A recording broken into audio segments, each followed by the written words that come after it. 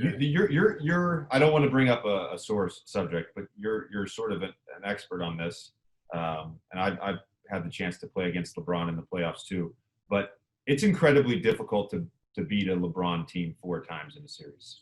Yeah, and you know, you guys in 16 lose to them in the Eastern Conference Finals, and the next 2 years, you guys, when you were in Toronto, lost to them in the Eastern Conference semifinals, and he for whatever reason, and I want to get your insight on this. For whatever reason, he's just unbeatable in the playoffs.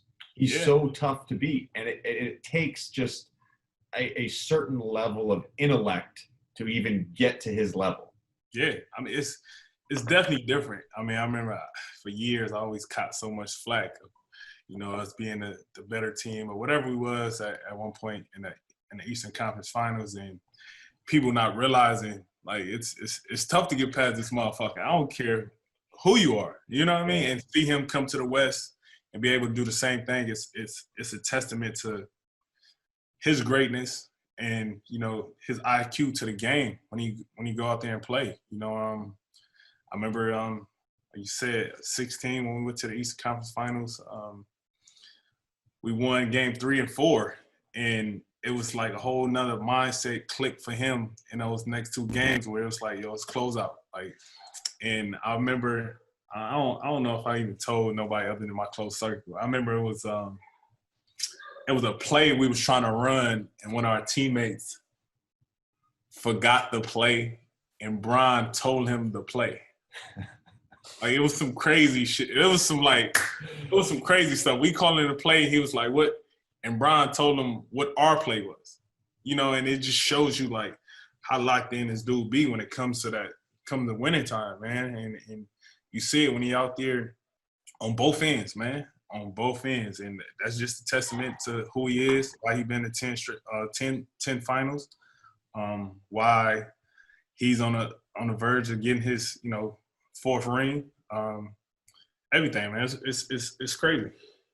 The playoffs lend itself to a player of LeBron's intelligence because he finally has, not that he doesn't know this stuff during the regular, but in the playoffs, you have time to prepare. You have time to really break down film. You have time to really break down a scouting report. You have time to memorize all these plays.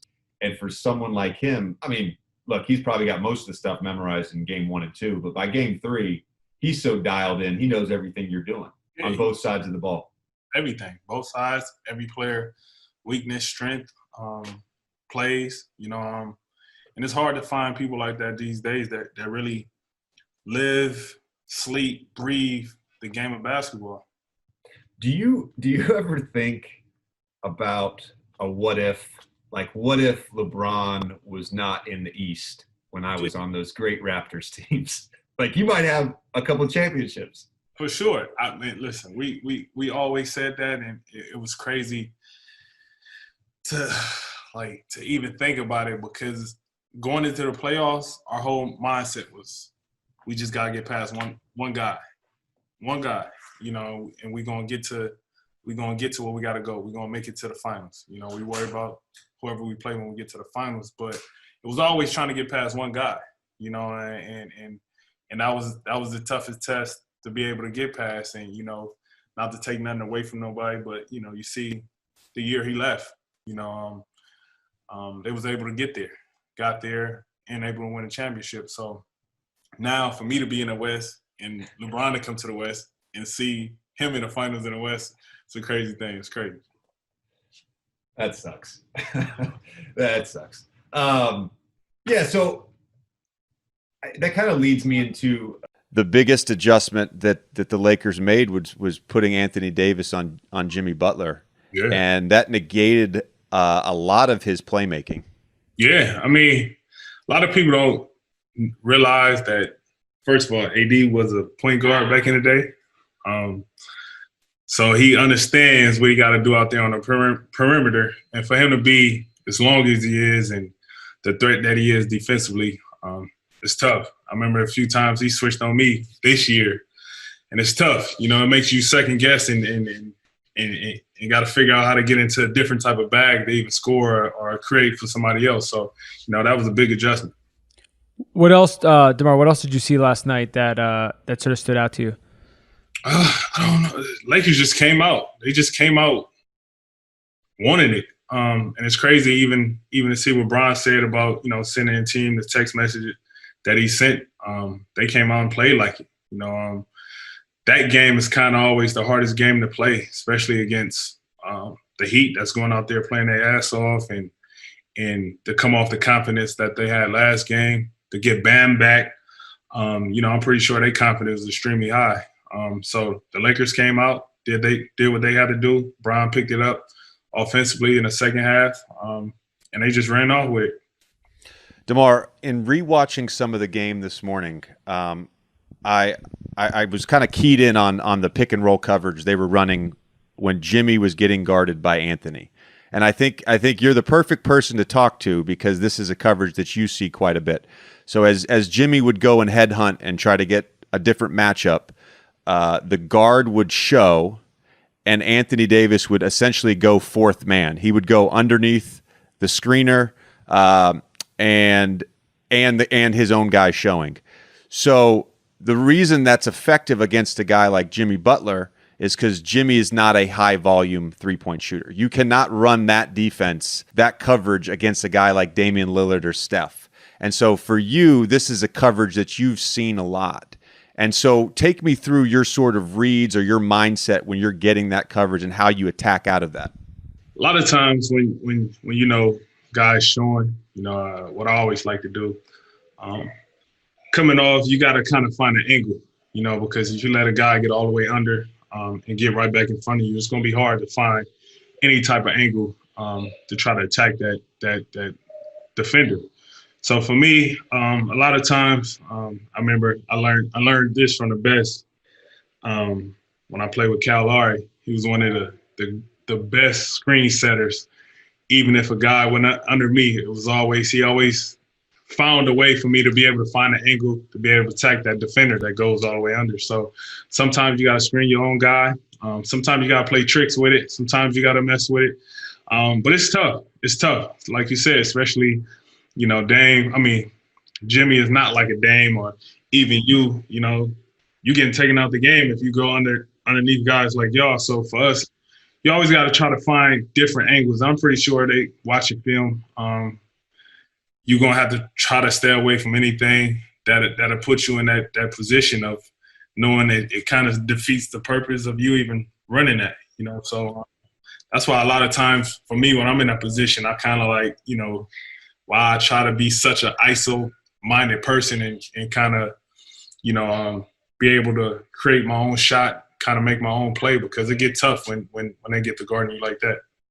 And this just, I think, speaks to the volume, or the value rather, of Anthony Davis. And look, DeMar, you're probably not that familiar with the pod. We get a lot of shit from our listeners because they think this is actually one of the best Miami Heat podcasts, because we always praise the Heat. We've been giving a lot of love to the Heat on this show. We give a lot of love to the much. Heat, okay? But I want to say this. Anthony Davis, the Pelicans, we gave up, we got a ton back when we gave up Anthony Davis. And he's showing the value of his skill set and the versatility of his skill set in this series. And what he did in Game 4, there's maybe no one else in the world that can do that at his size and his position. And so, in terms of like making the adjustment for Miami, you can't, you mentioned just going straight to an ISO, but I think it's difficult to say that in this situation because, Jimmy's then just ISO'd against Anthony Davis. We're back to the start. So I like your mention of just changing screening angles and really figuring that out. I'm sure Spo's going to coach that well. But then, we're going to have to get the Heat are going to have to get a little more creative with their off-ball movement. The one thing I wanted to say too was it's really apparent how valuable Goran Dragic is for the Heat right now, because they're missing his playmaking and his scoring in the half court. Yeah, that's big. He's a threat. He's one of the key major threats that's able to get their own shot off, three-point threat, creating for guys. When you have another guy that's that dynamic of a player out there, it changes the whole game. And just not to have that out there, that also gives a chance to allow Jimmy to be off the ball so much and not have to run so many of those screens. So it sucks not to have him. I was rooting for him to, I seen him try and make it back, play. But losing him, it's tough, man. It's tough. You talk about somebody that's been putting up 20 points a game in the playoffs. That's big, So to lose that kind of puts them in a funk when they get in situations like they was in last night. I was going to say, the other guy I wanted to mention to both of you, who JJ and I talked about a little bit last night, is KCP. And he obviously hit a couple big shots at the end of the game, but he's been very consistently good for them this entire run. And I don't think maybe before last night, sort of the casual observer is really giving him enough credit for how he's played on both sides. Yeah, for sure. Even before he even hit that corner three last night, he had ISO, clock running down on top of the key. He got a big bucket for him with the layup, driving to the right, hitting the shots when he need to hit them. Take him out. It'd be a tougher task for the Lakers. Like you said, he's definitely not getting the credit he deserves, and I'm pretty sure he catches a lot of flack. Yeah, he does. From especially Laker fans and everything. So, just seeing him stick with it late in the game, it's been big, especially for him to hit that shot. We've already praised two Laker players. This is the Laker show now. we can end the segment now. No, I do want to say one other thing about this particular game. It had a totally different feel than the first three games. That game was like a deep in the series type playoff game. There was no flow whatsoever. It came down to sort of individual greatness. Can you get buckets in the playoffs in the half court? You've been in a bunch of those games. There's a total different feel. The ease of movement, body and ball is just totally different. Yeah, it's totally different. A lot. Those are the moments where your stars go out there and got to get you them tough buckets. Because your sets and a lot of things kind of not working. At that point, both teams know exactly what you're gonna run.